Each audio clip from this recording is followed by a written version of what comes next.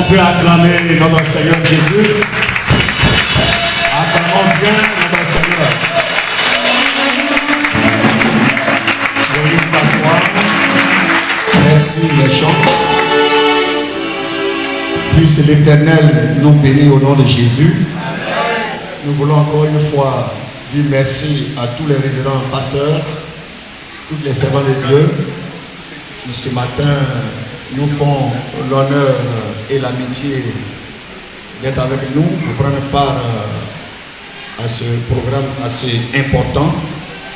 Puisse l'Éternel vous bénir. Nous bénissons également tous nos fidèles, nos responsables qui se sont joints à nous pour que d'une même voix, nous puissions élever la voix vers notre Dieu. Alléluia. Nous voulons encore une fois jeter un clin d'œil sur notre président.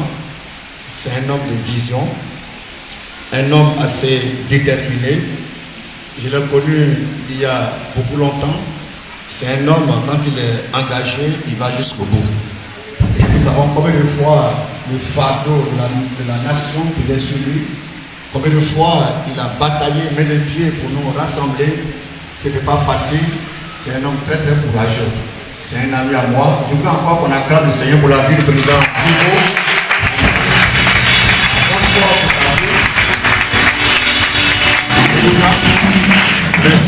Merci président. Je crois que cette chose qui était en toi s'est manifestée. Voici tout ce que tu as lu ce matin. Je dis également merci à Maman Ibo. C'est grâce à ton soutien. De temps en temps, tu es en train de te pousser, de dire allez, vas-y, la nation devant toi. Et aujourd'hui, tout est réalisé. Nous bénissons le Seigneur. On acclame pour la vie de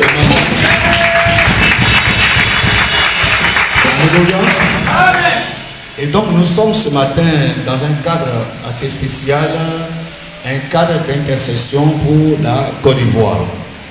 Et le thème qui nous a été donné et que nous voulons traiter assez rapidement, c'est Dieu cherche un intercesseur à la brèche pour la Côte d'Ivoire. Dieu cherche un intercesseur à la brèche pour la Côte d'Ivoire. Et nous voulons tirer notre texte dans le livre d'Ézéchiel chapitre 22, verset 30. Ézéchiel chapitre 22, verset 30, c'est là que nous tirons notre texte de ce matin. Et je lis le texte avec votre attention et un cœur disposé. Tout se trouve dans ce texte. Voici donc ce qui est écrit. Dieu dit, je cherche parmi eux un homme qui élève un mur, qui se tienne à la brèche devant moi, en faveur du pays, afin que je ne le détruise pas, mais je n'en trouve point. Je refais encore la lecture pour chacun des noms. Ézéchiel chapitre 22, verset 30. Et voici ce qui est écrit. Dieu nous parle et Dieu dit, je cherche parmi eux un homme qui élève un mur, qui se tienne à la brèche devant moi, en faveur du pays, afin que je ne le détruise pas, mais je n'en trouve point. Amen. Nous allons donc situer le texte dans son contexte. Le texte donc historique d'Ézéchiel chapitre 22, verset 30, se situe exactement dans la période de l'exil babylonien, lorsque le royaume de Juda est sur le point de tomber.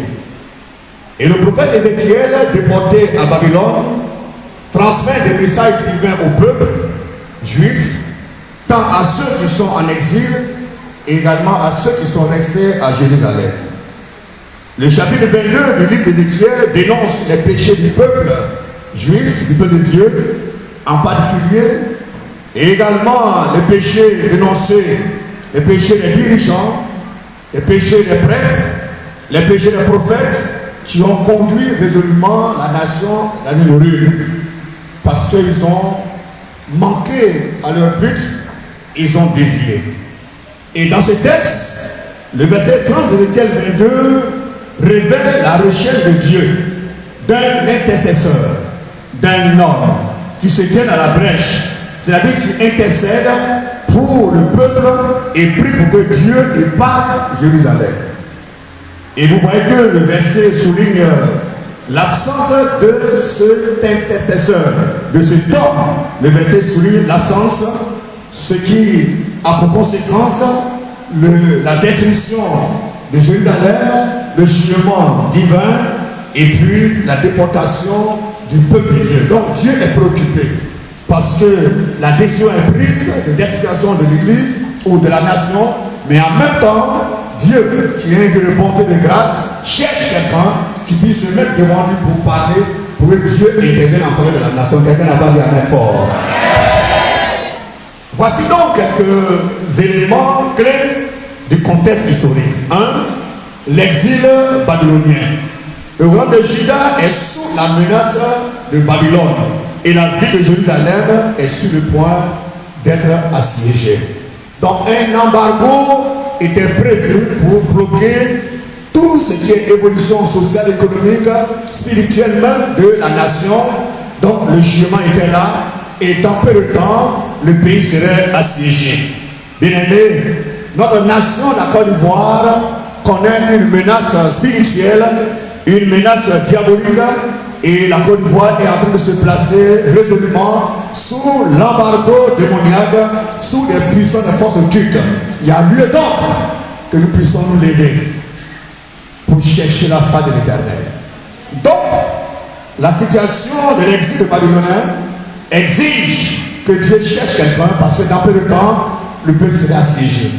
Lorsque nous appliquons et nous voyons tous les éléments qui nous entourent aujourd'hui par rapport à la nation, nous sommes en train de comprendre s'ils ne sont pas encore arrivés au bord, au cœur de l'événement, et bien sûr nous sommes en train d'en arriver au bord.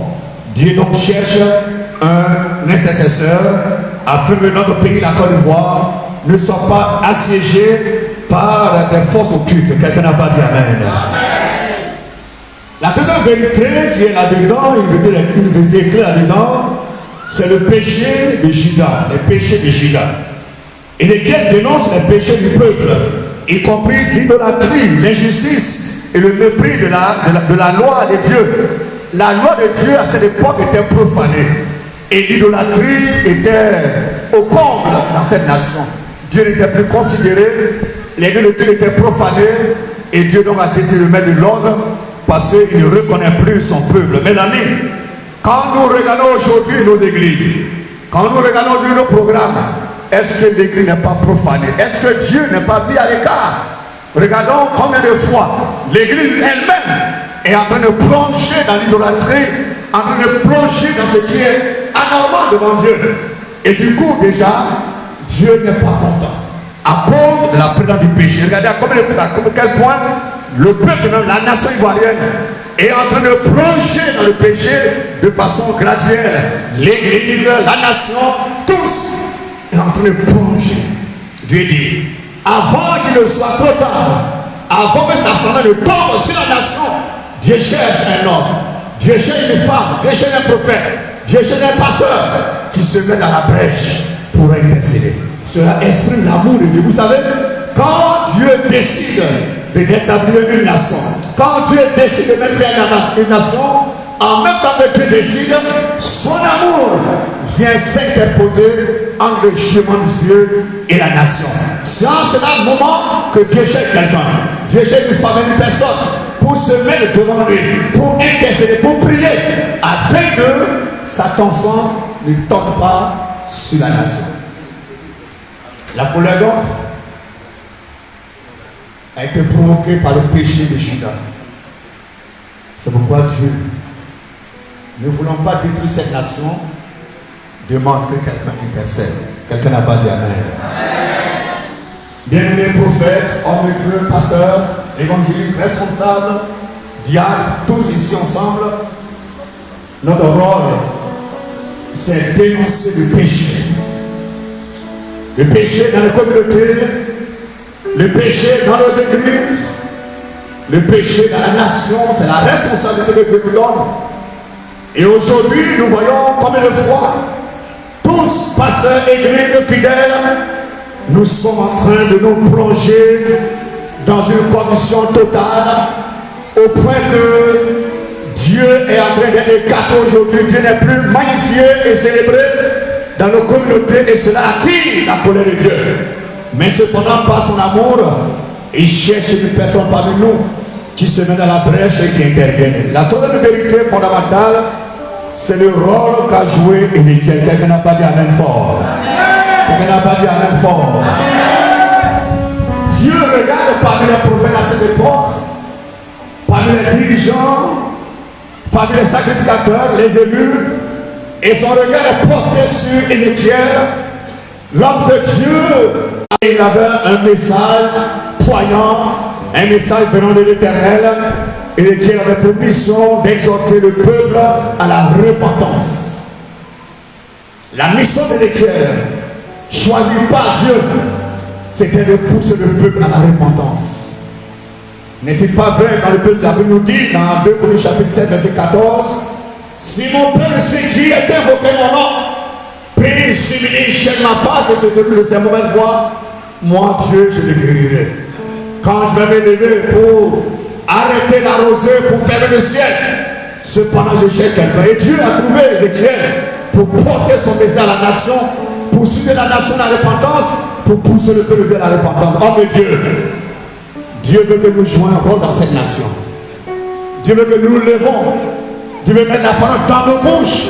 Que tu sois prophète, que tu sois docteur, que tu sois apôtre, que tu sois évangéliste, que tu sois responsable, diable, etc. Tous nous sommes appelés à dénoncer le péché. Dieu s'oppose au péché. Et le péché vient détruire notre relation avec Dieu. Et quand nous sommes dans le péché, quand une nation est dans le péché, Dieu tourne son regard.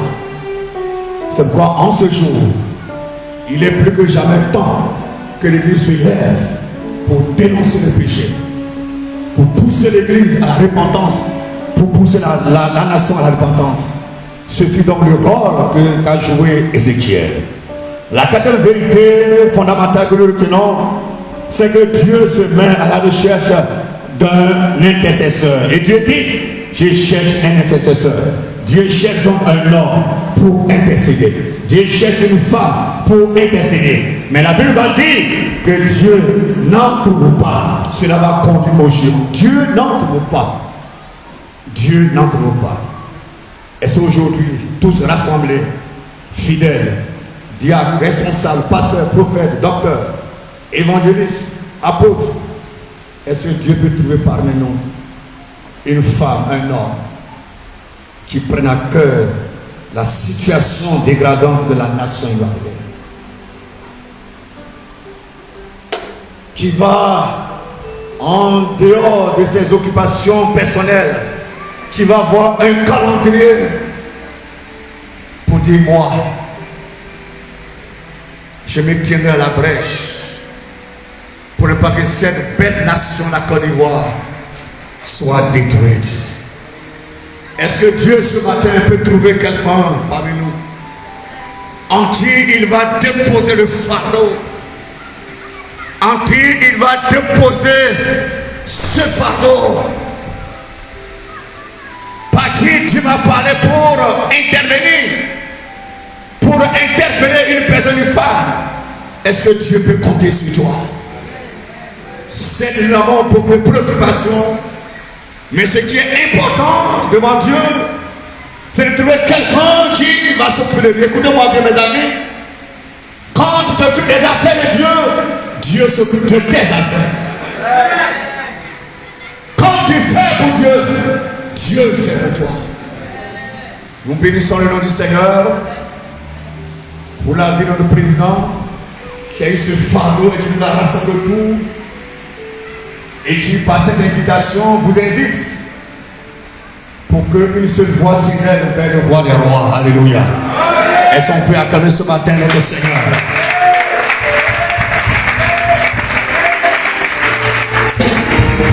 La cinquième vérité qui est dans ce contexte, c'est la destruction de Jérusalem. Vous savez, mes amis, quand Dieu parle, c'est qu'il est sur le point d'agir.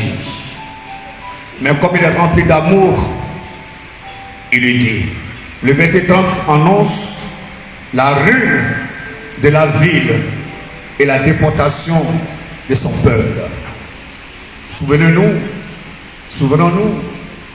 dans les années 2010-2011, combien de fois nous avons été tous déportés.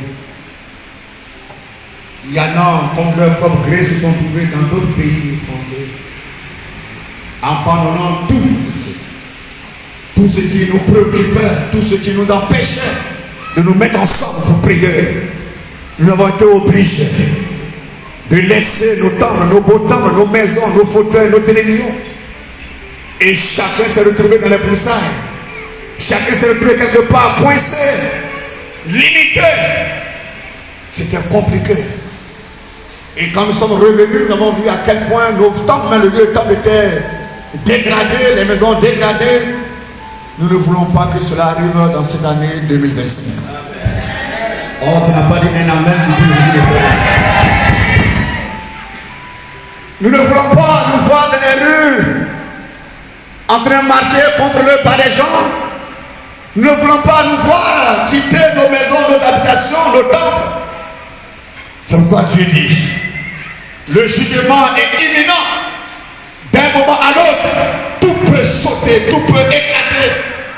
D'un moment à l'autre, tout peut sombrer.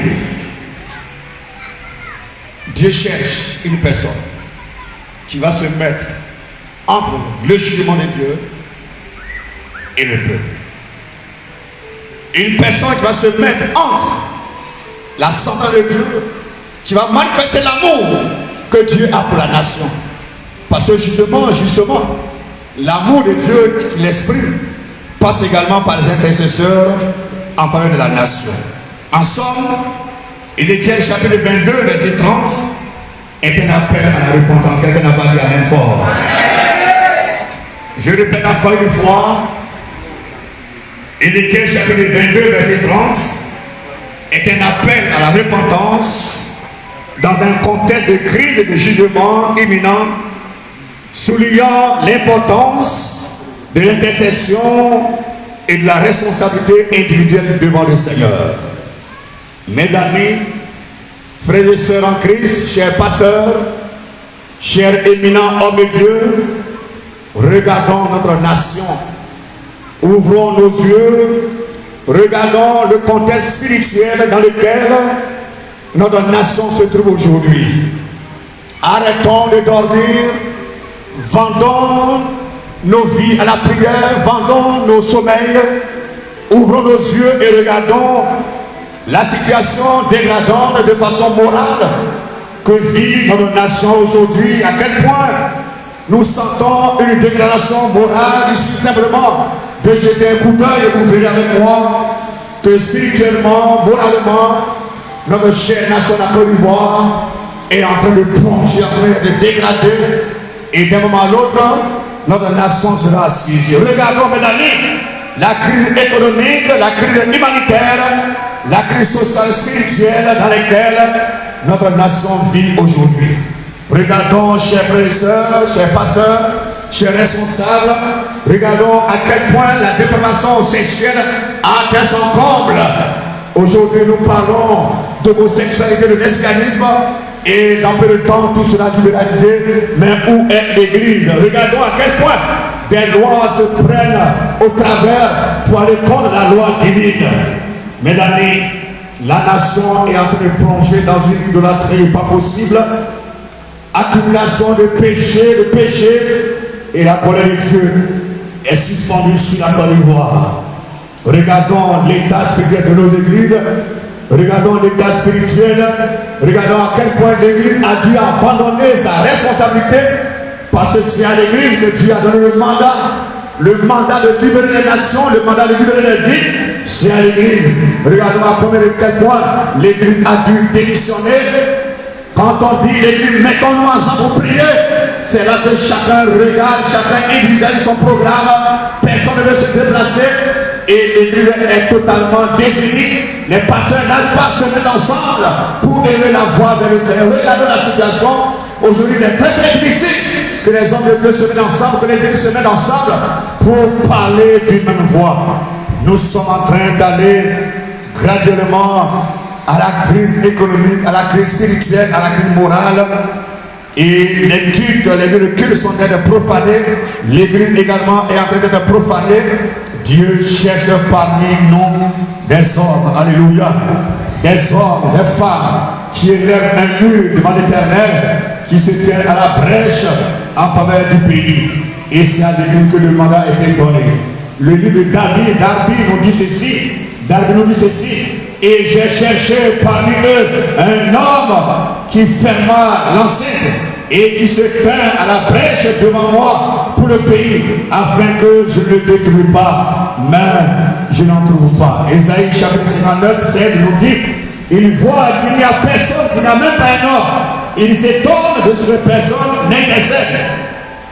Psaume 106, verset 23 nous dit, et il parla de les exterminer, mais Moïse, son élu, se tint à la brèche devant lui pour détourner sa fureur et l'empêcher de les détruire. Ce matin, Dieu cherche les Moïse parmi nous.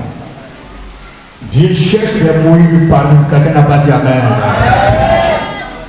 La Bible nous dit, il parla de les exterminer, mais Moïse, son élu, se tint à la brèche devant lui pour détourner sa fureur et l'empêcher de les détruire. Y a-t-il ce matin des Moïse parmi nous?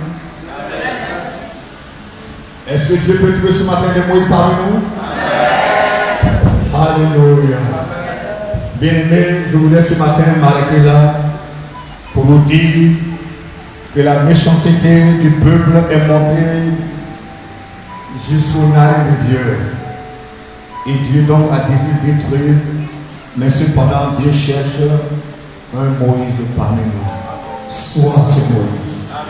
Dans ta maison, dans ton église, dans ta famille, sois ce Moïse. La prière du juste a plus d'efficacité à dire la parole de Dieu. Ce matin, nous allons nous incliner à la prière pour demander pardon au Seigneur. Et après quoi, j'ai laissé le micro pour qu'on l'a le reste du temps. Demandons pardon au Seigneur. Réalisons que d'un moment à l'autre, tout peut sauter. Réalisons que d'un moment à l'autre, tout peut éclater. Regardons que d'un moment à l'autre, tout peut sombrer. Demandons pardon à notre Dieu. Et quelqu'un est là tout à l'heure pour nous conduire. Merci notre Seigneur. Nous continuons de prier le Seigneur. Nous continuons de prier le Seigneur.